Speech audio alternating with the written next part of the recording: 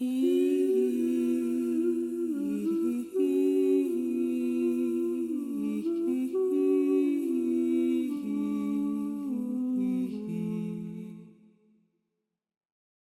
dreams have you outgrown but you haven't given yourself permission to let go of? And what and how are you tending to your dreams? And how has your heart's direction shifted in the last 3 to 6 months? We'll be looking at this and more on today's episode of Our Waking Dream as we prep for the full moon coming up on August 27th. I'm your host, Coco Swanson. Thank you for being here. Each week on the show, I go over one basic astrology theme that's either moving through the week or the season. In this case, it's a full moon. And I go over it ideally in a way that's beginner friendly, where I decipher the metaphor of each planet, what they mean, and also the zodiac sign that they're in and how they all correlate to each other and your life. Over on my site, I have a whole ecosystem of material and offerings. It's growing. Every other week, I jump on live for problem solving. So you can join the newsletter if you'd like to be invited to those. And I have a growing membership platform that's amazing. It's called Leadership Studio. It's when we bring all this into our lives in a more concrete way. Okay, that said, let's look at the astrology. We're in the eclipse window right now, and we're coming up towards another eclipse. This is a partial lunar eclipse. It's happening on August 27th with the full moon in Pisces. So Pisces at 4 degrees. It's opposing the Sun in Virgo and Mercury over there in Virgo at 4 and 5 degrees. And on the full moon, it's squaring Uranus. So let's decipher that. I'm just going to do the upper level of what each of those means in their high notes, and then also in the low notes, the shadow, that which we want to keep an eye on and make sure we're doing healing work and awareness, bring awareness to the low notes. So we've got the moon in Pisces. It's about feeling, intuition, surrender, forgiveness, unconditional love, art. It's about our dream, that which we're here to dream.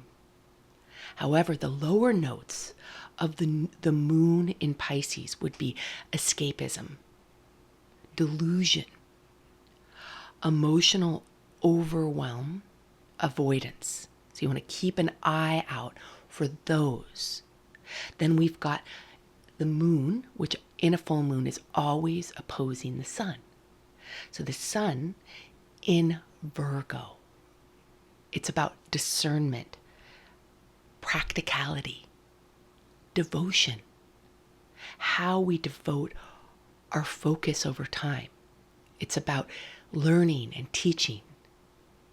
Yet in its detriment, it's hypercritical, it's perfectionist, over-analytical, really focused, over-focused on details. Same with Mercury in Virgo. Awesome for getting things done, organizing, problem solving, being really specific on how to take care and tend. Yet it can move into analysis paralysis. You know the feeling? Where you stay in your brain and don't make a move. Mental anxiety can happen with Mercury in Virgo. We can overthink or micromanage. So keep an eye out for all of the strengths during this time and all of the lower notes. We have the full moon squaring Uranus. A square is a combusting, it's like a fiery, transformative configuration. It's a transit in the sky. So it's almost exact. It's within a degree. So Uranus is part of this eclipse, this full moon. It's part of the signature, and it's noteworthy because Uranus is a large outer planet that brings lightning bolt awakening to whatever it touches. It's at 5 degrees of Gemini on the high notes. It's talking about breakthroughs, innovation, creativity, curiosity, learning new ideas, cross-pollinating new ideas. Its lower notes would be mental overstimulation, scattered, information overload, and too much technology. So all of these configurations come together on this full moon on the 27th. My job is to distill inquiry questions and practices that synthesize all this and allow for the moon to really quantum level us up on our virtual game here on planet Earth. Our waking dream looks at how we create change from the inside out. And our waking dream, the title, really employs both Pisces and Virgo in the sense that Pisces is all about dreaming, it's imagination. But our waking dream is how we bring that into 3D, day-to-day life in a way that empowers us. Questions I'd bring into your journal time this week and your inquiry with your buddies, if you're sharing this with others, creating conversation around it, or even in the comments if you're on YouTube. What dreams have you outgrown, but you haven't given yourself permission to let go of? This is an important question with the focus on Pisces. Pisces in its detriment won't let go when really it's fed by the surrender of our dreams. And we're talking about dreams like what you imagine for your life, what you imagine for the world. It's lofty, doesn't need to be based in how we're going to get it done, but it's your heart's desires. What of your heart's desires are ready to be released and refreshed? And what do you care about now? What and whom do you care about now? And how, here's the part when we bring it over to Virgo, how can you tend to what you care for now?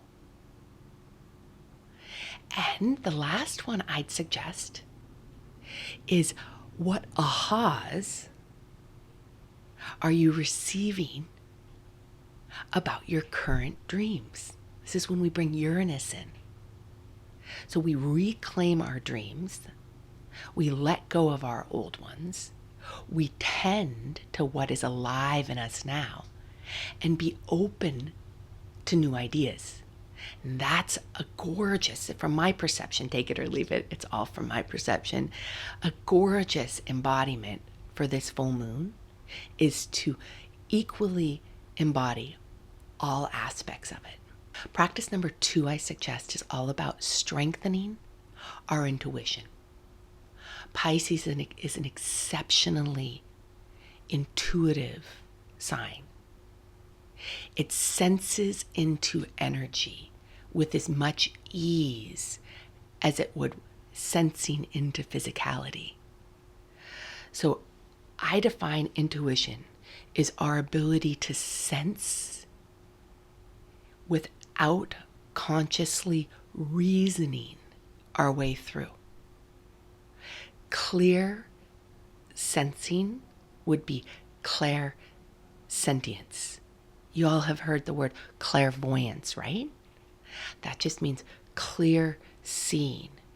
Well, we can clearly sense energy through all of our senses. However, fear immediately clouds our intuition.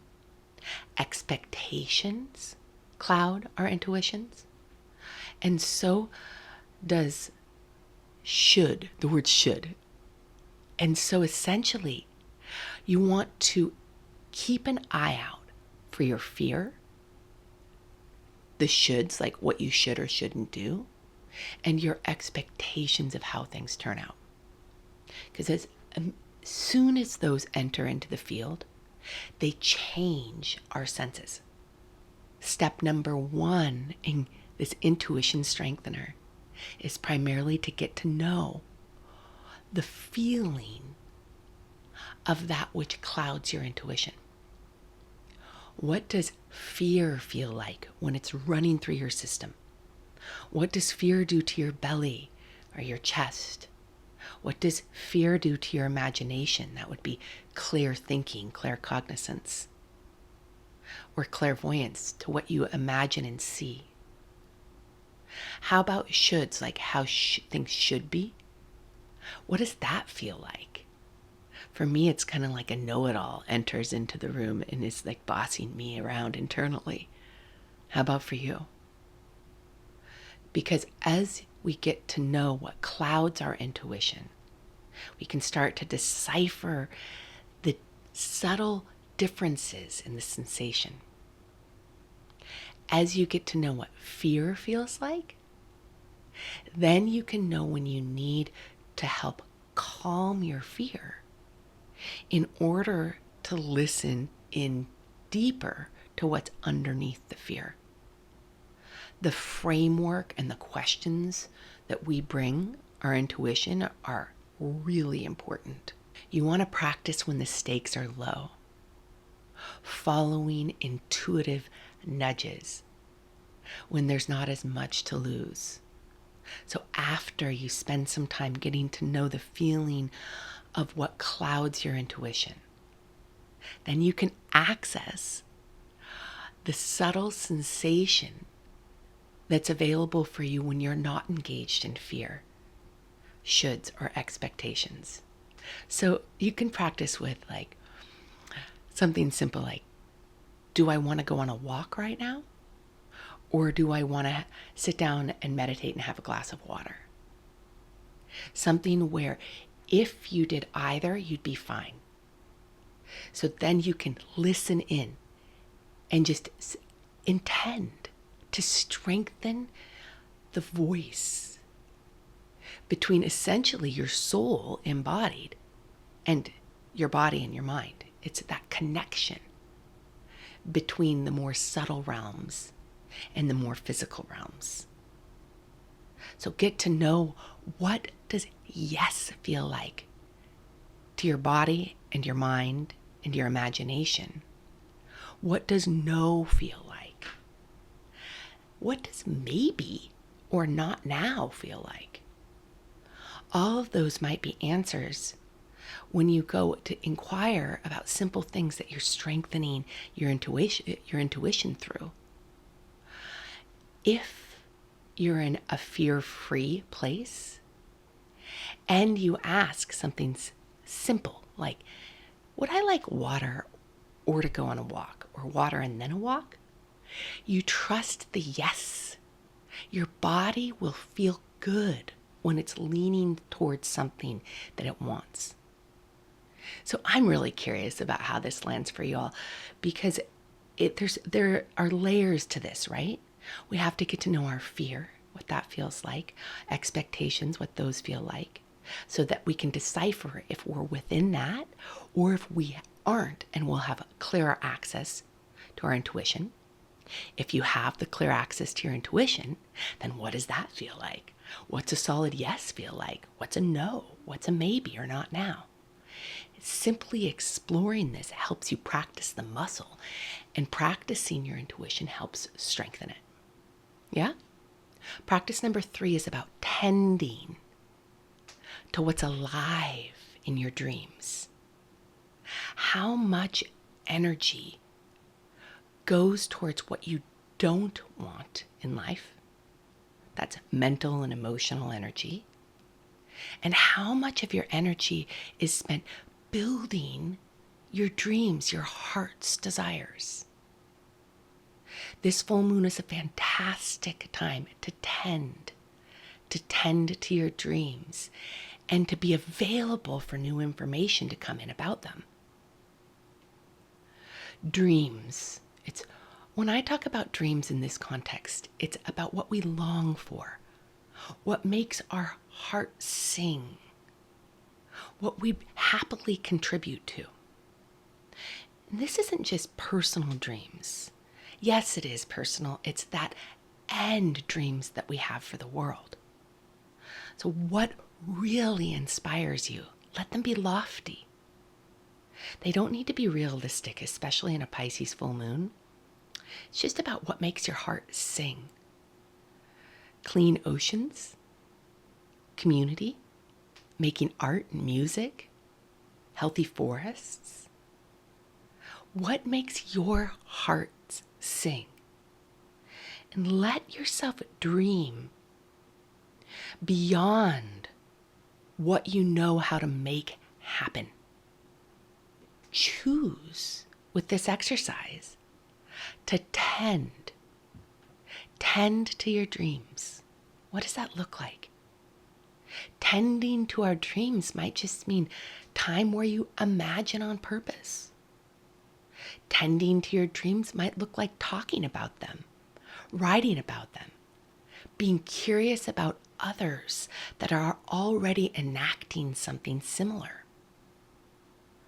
How do we tend? We pay attention, we listen, and we follow through with caring at whatever level the care is needed. And when we're talking about lofty ideas of what would bring our heart joy, might be tending through imagination or enactment. Say that I really want clean water and clean air for the planet. Well, maybe I'll go down to the river and sit and imagine clean water. And in a very Piscean way, maybe I'll sing, hum a tune, and imagine the clean water increasing as I sing. Or, gosh, maybe I'll choose to join a local river cleanup group. That's tending to the dreams in a more physical way. And all of the different ways in which we tend our dreams are important. And listening to what style of tending is appropriate allows for communication between you and your dreams to increase and for it to become more prioritized and on the forefront. As soon as we bring something to the forefront more often, we start feeding it. That itself is a form of tending, because what we focus on grows. So during this week, it's an exceptionally powerful time to focus on what's alive in your heart. What if you could wave a magic wand, what dreams you would feed for yourself, for your communities, for the world. And to do so, little daily tending. And while you do so, to be curious about new ideas, new connections socially. This is the Uranus and Gemini piece. Ahas about that which you're inspired or who you're inspired by. It's to be open to change, changing courses, changing ideas, changing how we tend to that which we care for. And during this eclipse window, our efforts are strengthened. That's part of the reason I use astrology as a map, is because I love impact. So if I'm going to be doing these exercises, to do them while it's timed in a power-packed time, constellation in the stars, that enables us to become more powerful in our practices. Please tell me how this lands for you. Share this with anybody you're drawn to. Make sure to review it. It helps give it wings, or if you're on YouTube, to like it. I thank you in advance for that. And drop me some questions for Notes from the Field. That's a weekly advice vlog where I'm answering questions for people on my other YouTube channel with Coco Swanson. Okay, till next week. Thank you, thank you, thank you. Thank you for being a part of our community here at Our Waking Dream. Please make sure to like, subscribe, and share. Fill my cup and let it overflow. Let it overflow with love.